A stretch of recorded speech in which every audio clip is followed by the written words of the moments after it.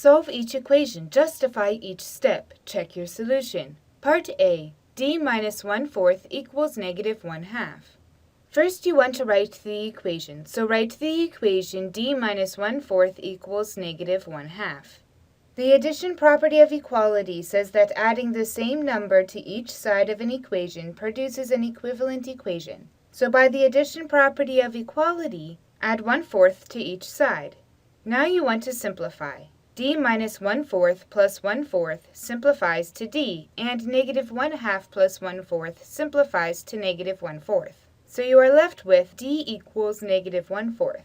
Now you want to check your solution. To check your solution, substitute negative 1/4 for D in the original equation. Negative 1/4 minus 1/4 is negative 1/2. Because negative 1/2 equals negative 1/2 is a true statement, the solution is D equals negative 1/4.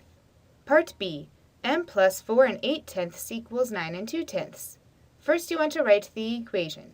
So write the equation M plus 4 8/10 equals 9 2/10.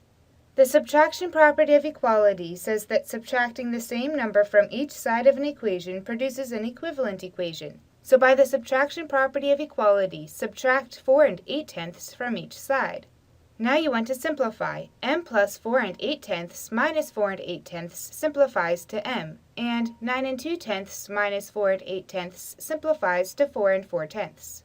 Now you need to check your solution. To check your solution, substitute 4 4/10 for M in the original equation. 4 4/10 plus 4 8/10 equals 9 2/10. Because 9 2/10 equals 9 2/10 is a true statement, the solution is M equals 4 4/10.